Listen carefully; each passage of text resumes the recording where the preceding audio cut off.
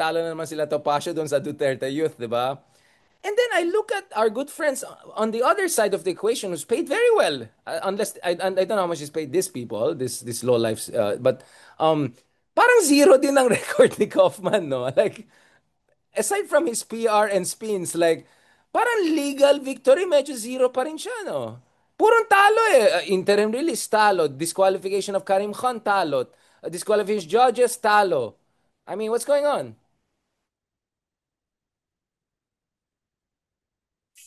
It simply is a difficult case, difficult client na yung kliyente mo mismo umamin na at kung ano-anong mga sinabi, huli sa sariling, di ba, ang isda na huli sa sariling bibig and so forth. And I would imagine uh, inaaway siya or alam mo naman si Duterte, di ba? I don't know his personality in real life, kumbaga. But sabi kasi nila, may iba siyang personality in different arenas. Kumbaga, in the public view, lagi siyang ganito, pero okay naman siya nakausap in private, etc. But I could imagine he'd be a difficult client na parang, bakit ganyan ang linya mo? Bakit ganito yung linya mo? And then there's also all sorts of people around him trying to make suggestions. Kaya nga, ayaw ni Kaufman kay Harry Roque, di ba? So, by himself, si Kaufman is a character also. Si Kaufman, I think, is just trying to work for the money and to show that he's doing something. But he has to. At this point, it is not on record yet whether Duterte has applied for legal aid. Meaning, and when you apply for legal aid, medyo complicated pa yan because you need to prove that you don't have money. Kaya ako parang, okay, let's see how they will do that. And it's probably because most of the properties, monies, etc. are not in the father's name. Pwede naman ganon na mahirap siya, hindi niya afford. But anyway, wala pang clarification doon na, kumbaga, ICC na ang nagbabayad. So at this point, he's being paid by the Duterte family, like privately, and that means he can charge his private rates. Kasi pag sa ICC may cap. Naka-meter ba yan by the hour ang balita sa... Could be. Because, I mean, private lawyers, and I would imagine international lawyers, do yung billable hours system. So for every hour that you work on the pleading, you log in. As in literally, ganon.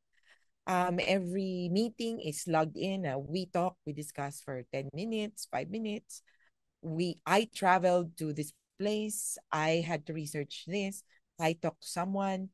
So iba entirely yung kumbaga mainstream lawyering, and I would imagine more so different entirely kung international lawyers. Siguro yung isang pelikula, ano ba to? Series, yung Suits, 'di ba? Suits kind of talks about how improve the lives of these lawyers could be kung makapasok ka na as a lawyer Including dun yung sa isa na hindi firm na yan. nag-aral na genius lang siya naging... Oh, yung genius siya. Tapos Sorry. delivery guy. Tapos nung naging abogado siya, he's earning ano ba, so much. Si Glamour Harry life. Specter earns this much, ganyan, ganyan. So, malaki ang kinikita mo, lalo na if you bring in the clients. And with Kaufman's circumstances, he's been the lawyer for several high-profile, high-ranking na accused or suspects in the ICC. I would imagine malaki ang sinisingil niya. So regular private rates ang singil niya.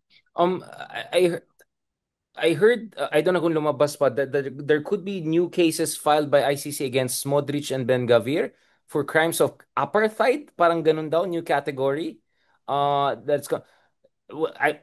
maybe Kaufman will also have another case coming up because he's also related to the other side of the equation, right? Well, could be. But apartheid, pwede siyang pumasok sa iba pang crimes. So, it's just the four core crimes. So It could pwede siya also be, magsabay-sabay na, no? Different cases he can handle differently. that's going to be up to him kung kaya niya yon. And I don't know how committed he will be to Duterte considering they're not personal friends. So, I don't know how Sara Duterte engaged him. Kung ano ka mga hatak.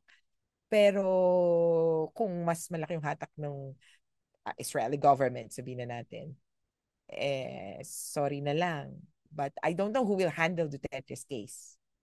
Kasi remember Dove Harry Jacob? Roque, I mean, sabi, ito, update that, since the last time we talked, Harry Roque's fortunes may have improved. I saw video of Polong saying, very sweet to Harry, sabi ni Dad, talagang Do very, your job. very sublime, serene. Well, I never thought there's that version of Polong. Like, very, uy, sabi ni Dad, just do what you do. Ganun, ganun. Yeah. Tapos si Harry, like, oh, like melting heart. And like, Yeah.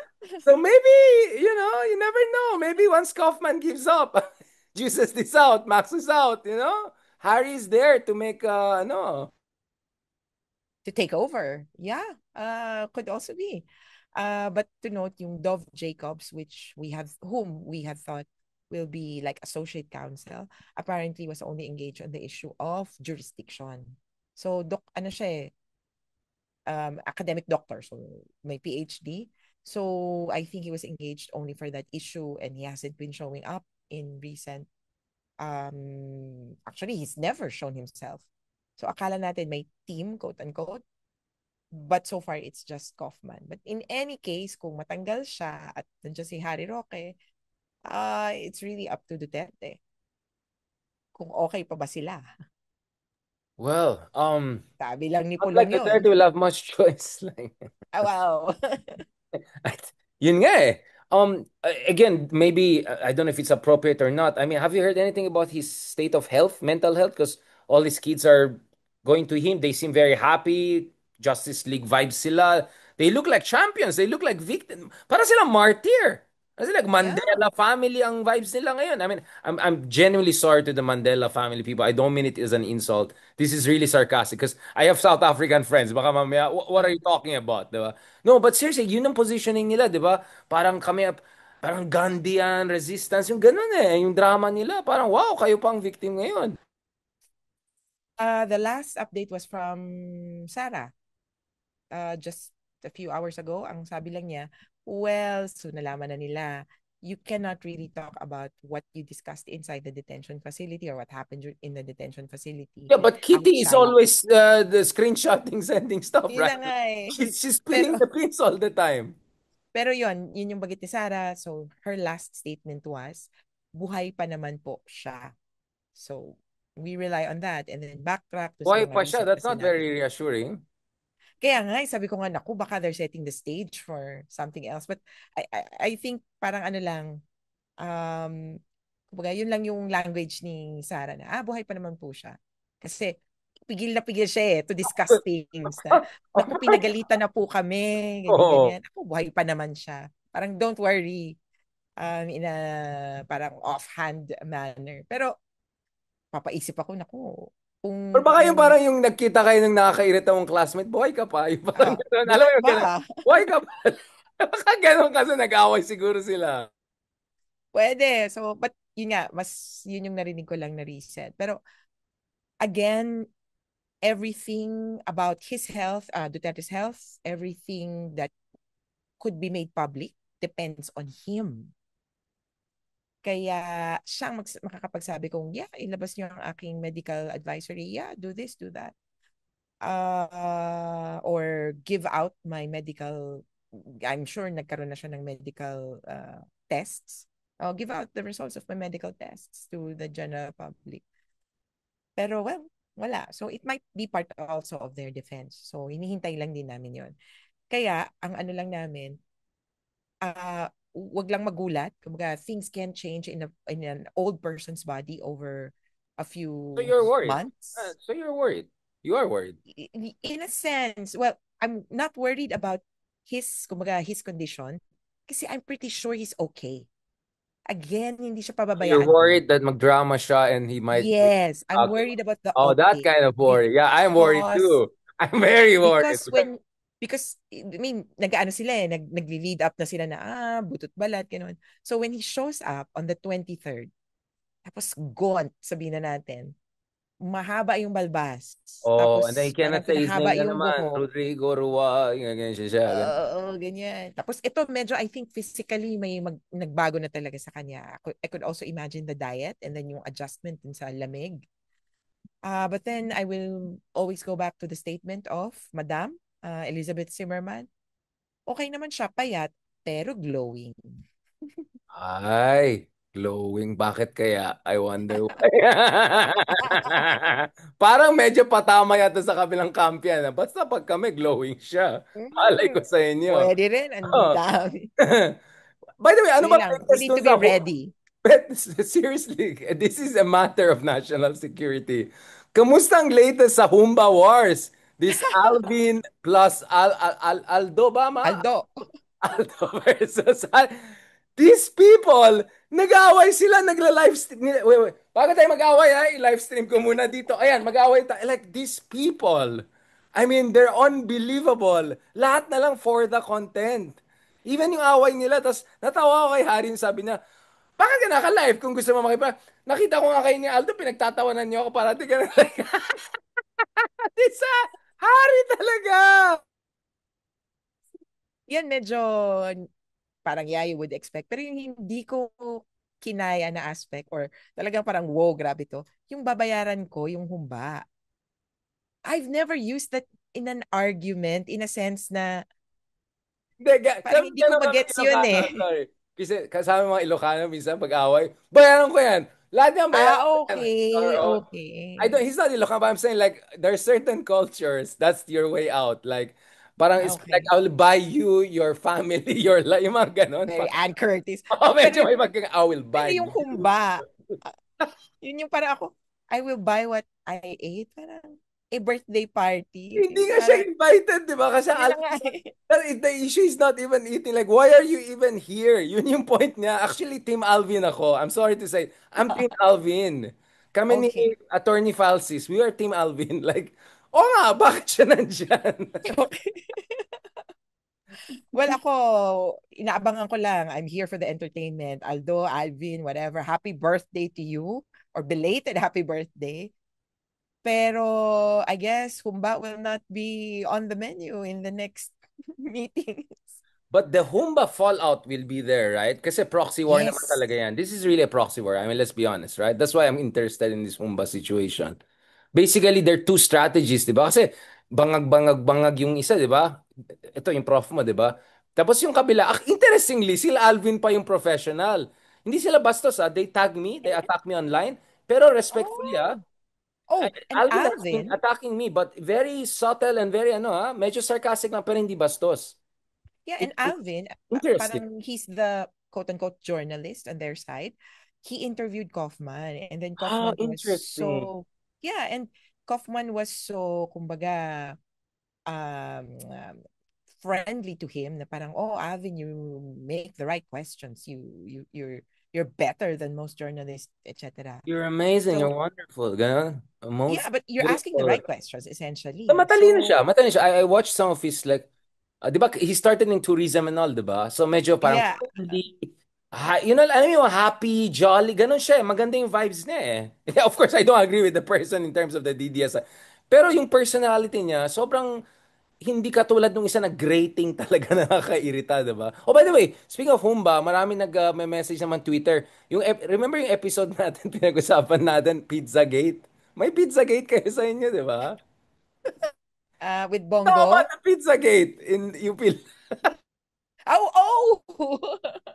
Remember? Sabi mo, may pizza, okay na biglang happy ang buhay. Yeah. I'm sorry, Naiiba but ang wala na, nasa naiiba ang internet na eh. Wala ka ng takas. Babalikan ko yan. Can you clarify the Pizzagate situation before the Humba?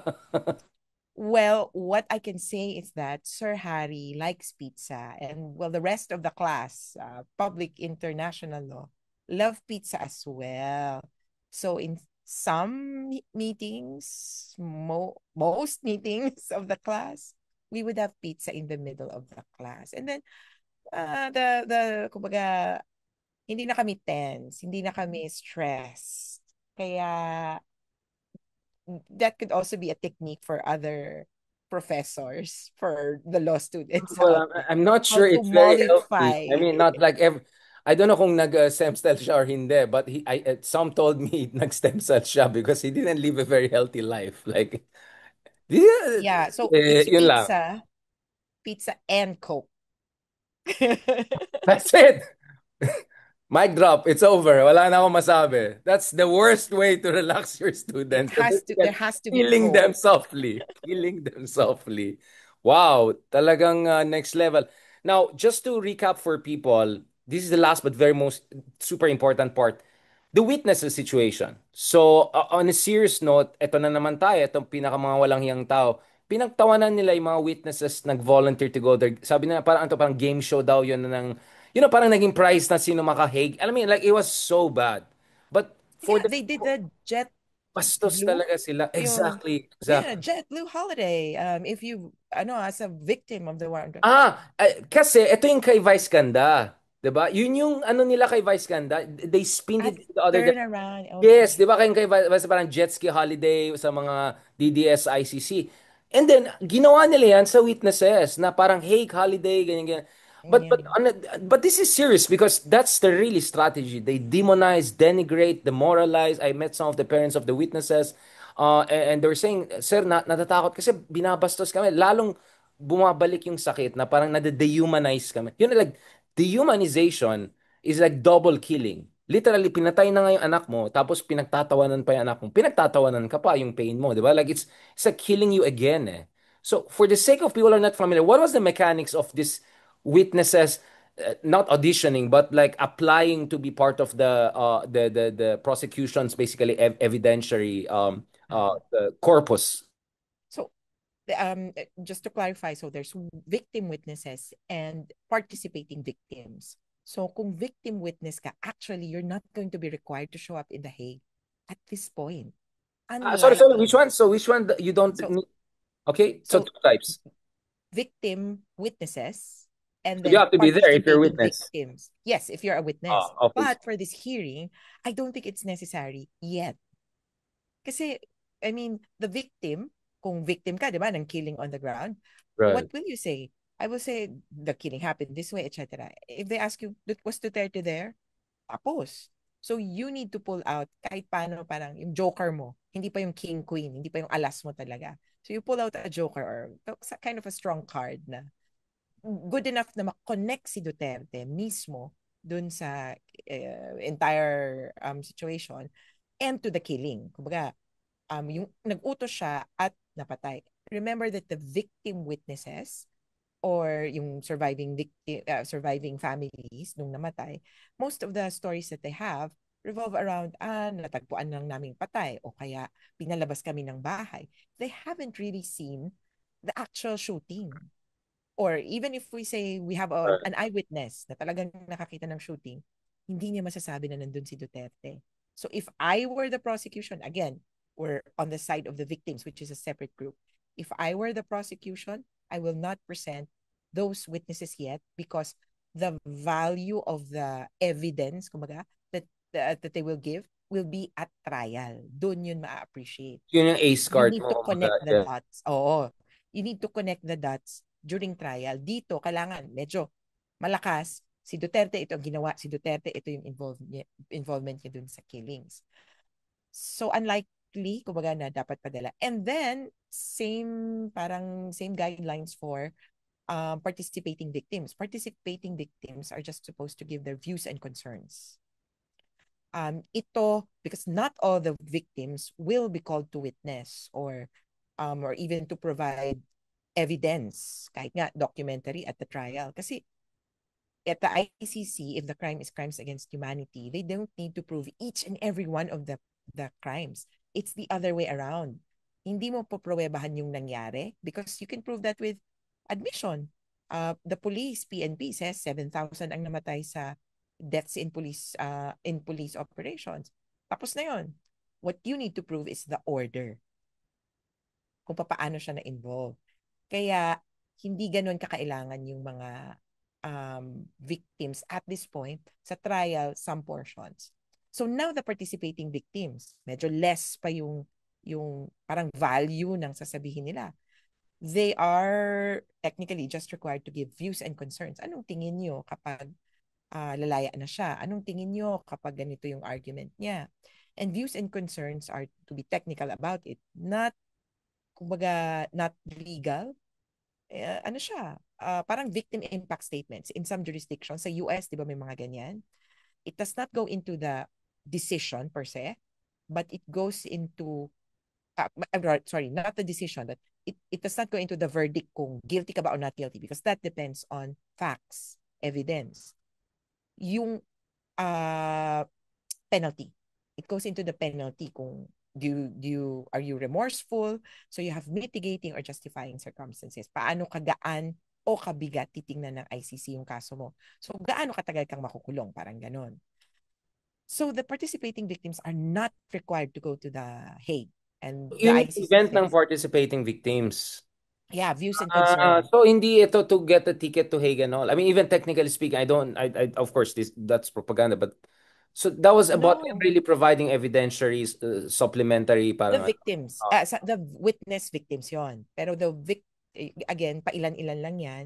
In some cases nga, 3 lang yung kinukuha nilang victim witnesses eh. And the rest would be parang ibang level, like insider witnesses or police na bumaliktad. So, because not all the victims will be witnesses, kaya binuo yung concept ng victims participation. So, yung participating victims, even if they will not be heard during the trial, in a sense, as regards the evidence, maririnig yung boses nila as to their sentiments. Yun, lalong hindi required pumunta. At the same time, it works also na, so sa atin kasi, di ba, pag umatras yung biktima, wala nang kaso. Parang gano'n, di ba? Yung private offended. Nanakawan ako, pag ayaw kong i-pursue yung kaso, or nabayaran na ako eventually, okay na ako, i-let go ko na, matidismiss yan eventually. Sa kasong to, because the victims are so, kumbaga, in some way, separate from the prosecution of the crime, it's not the victims initiating the prosecution. You cannot ask, or you cannot call for the dismissal of the case if the victims withdraw. At this point, in the trial, kahit na sabihin mo, takutin mo yung mga victims, wala. Kaya, I guess, baka may ganong tactic yung mga DDS, hindi po mag-work. Kahit yeah, hindi paatrasin yung mag-work. lahat, hindi Sabihin na natin, mag-work. don't try. Don't Don't, try. don't even At try. hindi magmamatter kung 300, 17, 10 lang ang mag-participate na victims. It's not a loss on the part of the ICC, and Pero it will from an not affect optics, the domestic case. politics point of view, Ah, important to push back against. Kasi di ba dalawa yung warfare definitely. natin eh. There's a legal warfare of justice, but there's an informational warfare for political reasons, right? Which is why some victims are going. Exactly. So, kaya sana yung mga, ano lang, kumbaga, mga, ano ba, mga supporters, hopefully, could also help protect the victims in all ways possible.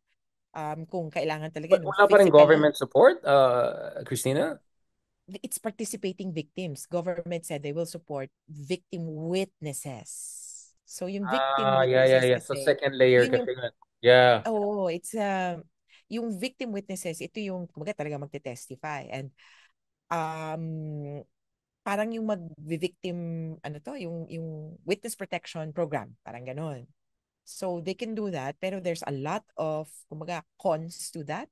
If you're under witness protection, paano ka magtatrabaho? Paano yung eskwela ng anak mo, etc. Kaya not many choose to be in a witness, in a very strict witness protection program. Lalo na if you're unsure when the trial will take place or when you are going to testify.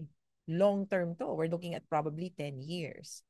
Kaya baka yung iba nino-romanticize kasi feeling nila bibigyan ng Yeah. bagong identity. Di ba yung sa US? Yung New mga Hollywood movies, yeah, identity, yeah. transplant, gano'n. So no, it Correct. doesn't work that way in the Oh, Philippines wow. or even with the ICC.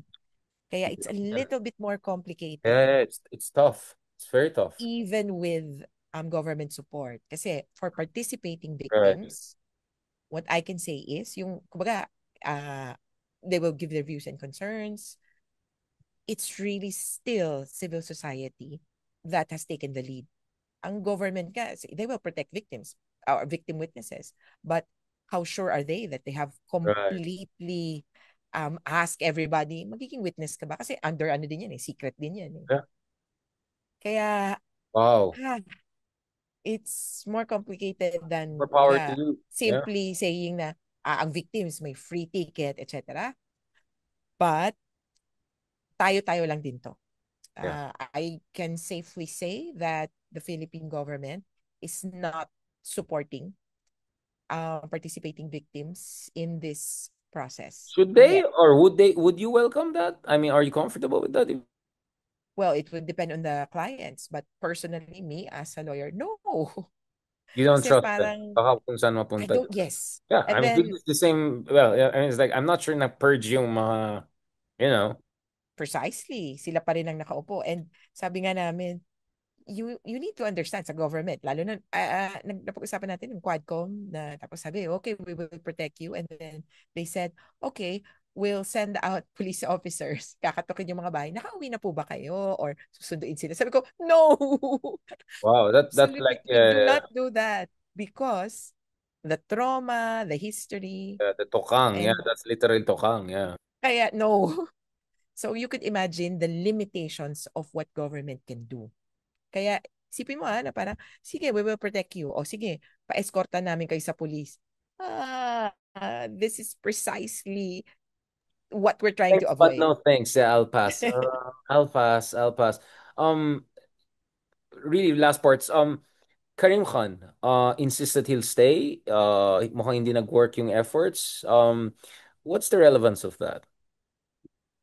Sa akin, and I think I've been misquoted on this, ang sinasabi ko, Karim Khan per se is not much of a big factor in the prosecution of the case as of now. And I think even moving forward. In terms of technical input, pero symbolically, moral-wise, Uh, well, we have to kumaga step back pa kasi there's a lot of other cases and I'm concerned with what happened in the Venezuela case na may excusal din siya doon kasi yung sister-in-law niya represents Maduro or is a government lawyer, something like that. oh, So yon, it was just a few weeks or the week I before didn't know that the Venezuela. request Oh, for oh. withdrawal or the disqualification of Duterte in the Philippine case. So parang sunod-sunod. I know that he's under attack. I know that, I mean, even in sa Ukraine situation and the Israel situation, medyo talagang titirahin siya. Lalo kung the Smodrich and Ben Gavir one also comes in. Yeah. Yeah, kaya kumbaga medyo pag-isipan pa namin yun. Pero as of now, and again, we're going to the ICC, not looking at it as the savior, as the end all be all. Sobrang limiting din ng ICC and we understand na sa totoo lang parang gamitan din. Parang we're just using this platform because it's available, because it's viable, not because it's the best, that because this is the heaven that we're looking for. No, it's so limiting, it's so frustrating on so many aspects. Even ito nga, witness protection and victims participation. So sabihin nyo, pwede kami mag-participate tapos wala naman pala kaming aasahan sa inyo. Parang ganun lang. Kasi, well, okay, yung limitation nila is, lagi nilang sinasabi, the first line of kumbaga defense is anonymity, protection. Kumbaga, anonymity can protect you. Pero sabi namin, that kind of does not work in a situation where you clearly know who the victims are. In a community, alam mo kung sinong mga natokhang. So kung DDS ka or si Duterte All ka, world masyado. alam mo kung sino, identifiable yung victims. Hindi yan. Tapos, nasa balita pa. If you look for Tokhang killing, whatever date, they are named there. And so, the families of these people clearly have been put under the spotlight already. So, anyway, Right. as to Karim Khan per se, pag-isipan namin, pero for the case, if we were to be, Right. kumbaga, utilitarian, manjayan niya Better, yeah. serves well as I the think I lead got your prosecutor. message. Yes, you don't have to spell it out. So I don't want to defend Karim That Khan was exactly. or I Ocote. saw what you did there. Like very subtle, very subtle. Uh, ito na talaga closing. But I think worth mentioning. Father Flaviano Lopez Villanueva winning the Magsaysay Award. This is again one of the unsung heroes who's no longer unsung. He's now officially a hero. Can you shed light both on what you understand of his contribution? I know from my own contacts, noon pa, how he helped a lot of people, really risk his life, among others. Las Cañas, Matabato. But just for the sake of our audience, what is your understanding of that? And then I know you come from a progressive background, but it's not about. But in terms of I mean, there's liberation theology, right? So you can see a left Catholicism meeting some sort of social, kind of socialistic, leftist, progressive ideas. How important is to see the Catholic Church playing this important role? Because I'll be honest, I know many non-Catholic groups who serve as enablers for Duterte. One of them even had as what their guest of honor speaker, si Harry Roque. I remember that day very well. It's like, oh, fascinating. A lot of them were trying to justify what Duterte was doing. I don't know, quoting, I don't know, this is what happened, this is what was said in Leviticus, this was, that selectively just look for the, the most, I don't know, Battle of Jericho, and how everyone, like yung mga ganon. I never forgot those people who enabled the Duterte administration, the false prophets, and the people who really, really, twisted the sacred text. And at the same time, I was very critical of the Catholic Church for a very long time, for reasons that I think everyone should know. But I felt they really, especially over the past decade, they've been very, very important, on especially on this front. No, Cardinal David, and now of course Father Flavio. Can you talk about him as a person, and also that kind of institutional contribution of Catholicism? It, Hmm. as a progressive, obviously, right? Yeah. So don't worry, we're not Yeah. gonna quote from Bible here and compare notes. Alam ko lang, John 3:16. So, Father Flavi actually is a member of our network, the Duterte Panagutin Network.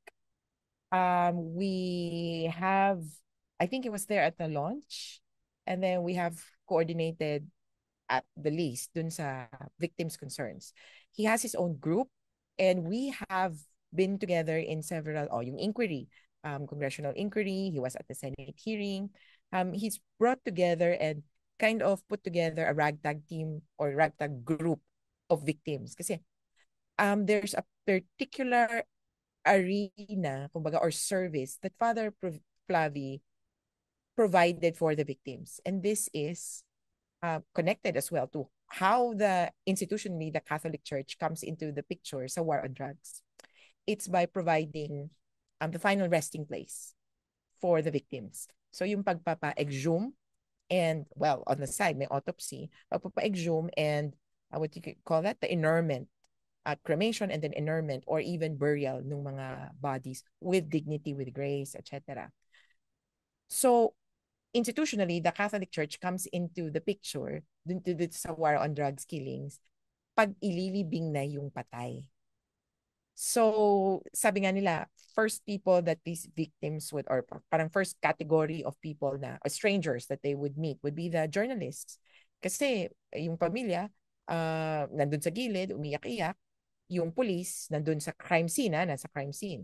Yung media could go in and out of the crime scene sometimes. Or may picture sila. They have covered these kumbaga, incidents. Yun yung isa sa mga unang lalapitan ng kapamilya na, kumbaga, stranger. Kasi, sir, tulungan niyo po ako, ano pong gagawin ko? Pwede pong mahingi yung picture or so forth. Then the next issue that you would have is how to claim the bodies from the morgue or from the hospital.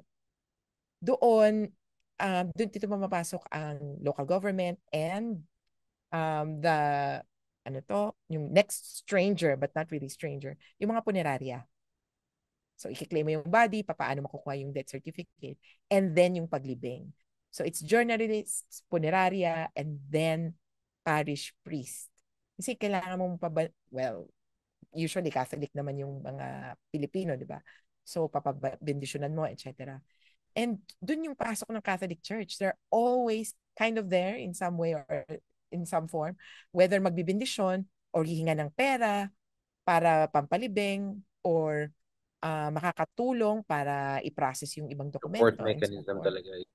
Kaya yung sabi ko nga, hindi na nga religion yung nagka-come into play dito eh, but humanity. Kumbaga, sabi nga nila, the teachings of Christ. At sinasabi din yun ni Father Flavi. Si Father Flavi has a very peculiar reason why he's in this sphere.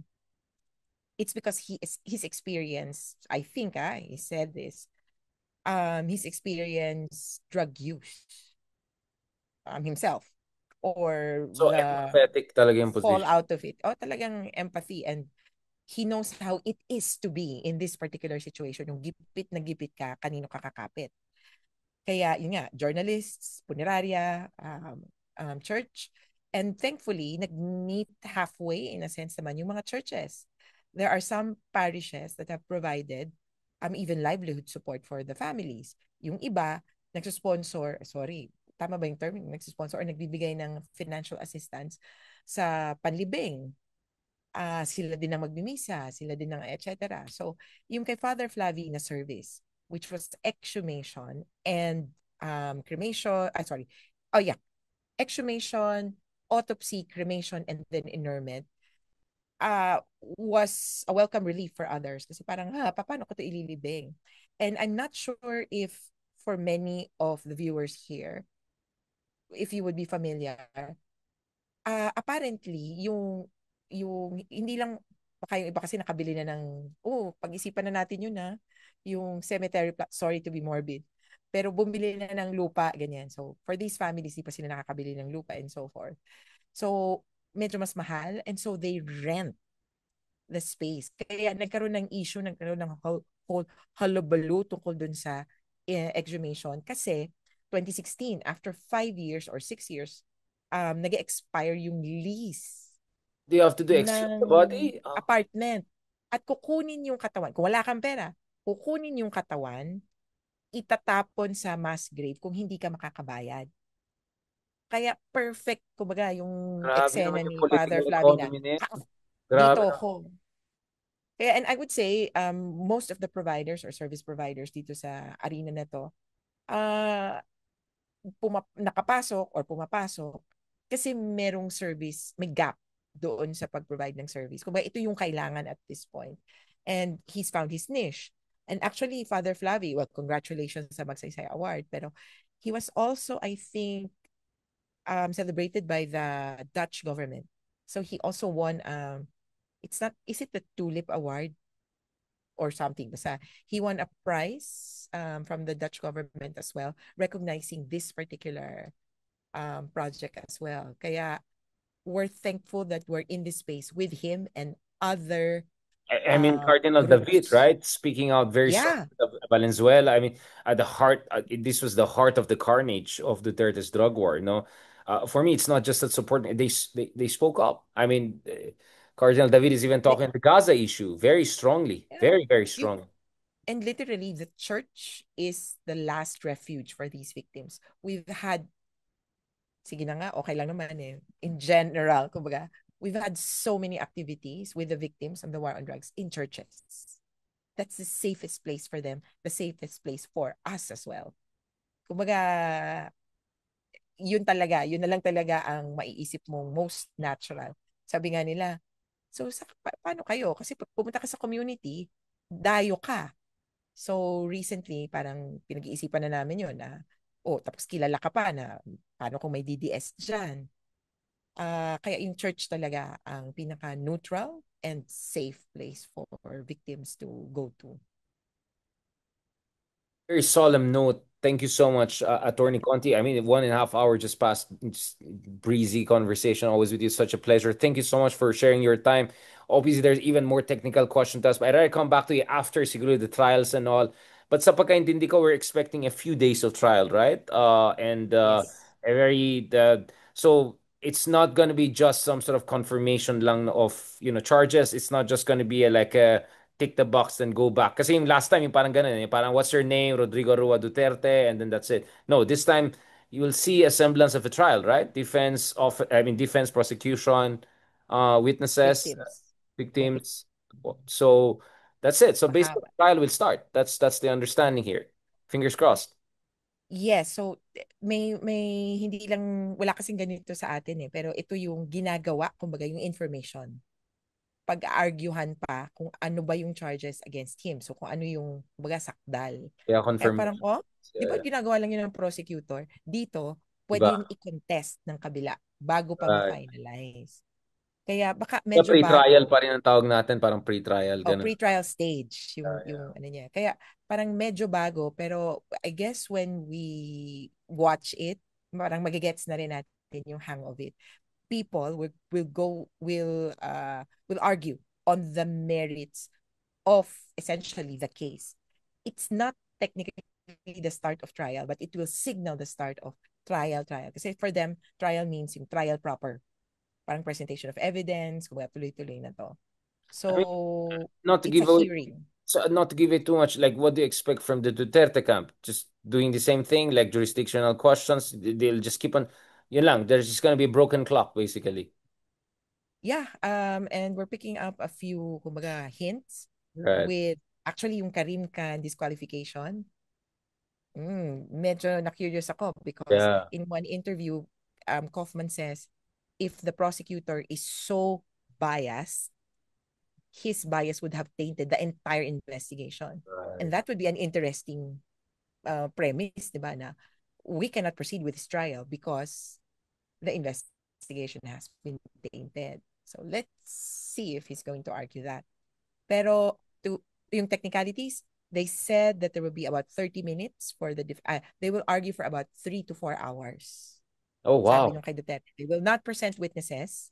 They will only refer to Oh, documents. right. So talagang mga sinsinan na they go line by line and all of that. Wow, that's gonna Mm. be quite something. Wow. So a lot to look So, forward to. yeah. And wag lang pong palagay ko, wag lang pong maiinip. At saka, and one last point, there's no decision Oh going to yeah, be of made course. at the end of the 4 days. No one is. I think Kumbaga, everyone. I think a lot of people rather wanting this to go for quite a long time. yeah, I Talagang mean, no lalabas ang decision on the katotohanan. charges. Yeah, definitely. So, But so what will be the next step after this? Assuming everything goes according to what's expected. They're gonna set so another trial day or like whatever is what's gonna happen. yeah, so technically, so the prosecution will present the charges, ask the court to confirm. The court has 60 days after the trial or the hearing to confirm. Pwede pa siyang magpasabit ng mga documents, etc. Ganyan. O sige, magsabit ka nito. Tapos 60 days sa tatakbo. Yung 60 days na yun, at the earliest, November na, papatak. Ah, December, Pasko na yan. So trial, if they decide to confirm the charges, meaning we found evidence that right. parang merits a trial, Bayang it lang. will start by next year. Year na. And Oo. uh, may ano lang, parang may tinatawag kasi silang status hearings, Hmm. which is like housekeeping na parang, oh, kumpleto na ba tayo? There could be some sort of trial like that before the actual hearing or several things like that, several status hearings in between. Kaya baka may ganun lang na hearing na maganap na, oh, kumpleto na ba yung ano mo, submission mo, o ikaw, may problema ka pa ba? Hmm. Baka lang may ganung klaseng hearing because But that's will you have an what idea if there are going to be like multiple trial dates to come, or every next step you'll get to know about the next step? Ganun ba yun?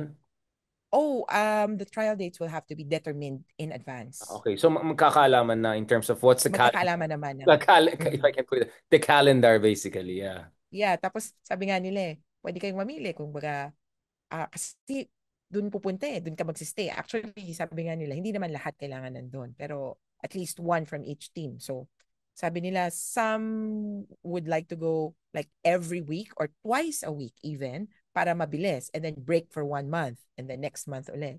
So, medyo may leeway. Tingnan natin. Hindi naman katulad dito sa Pilipinas. I assure you, hindi ito magiging every 3 months. So, bale sa isang taon, 4 lang ang hearing. No, no, no, no. They will not do that. O kaya, yung hearing next year na. Nako.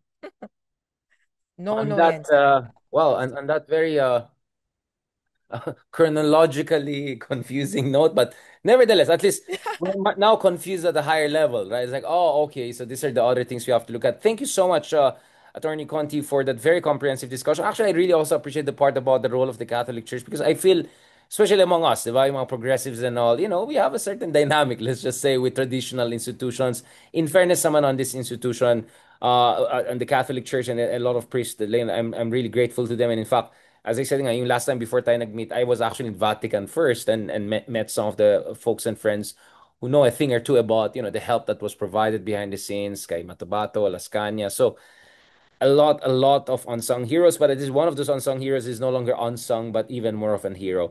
On that note, mabuhay ka, Attorney Conti, and looking forward to seeing you soon. Keep safe, keep strong, and keep your skincare going.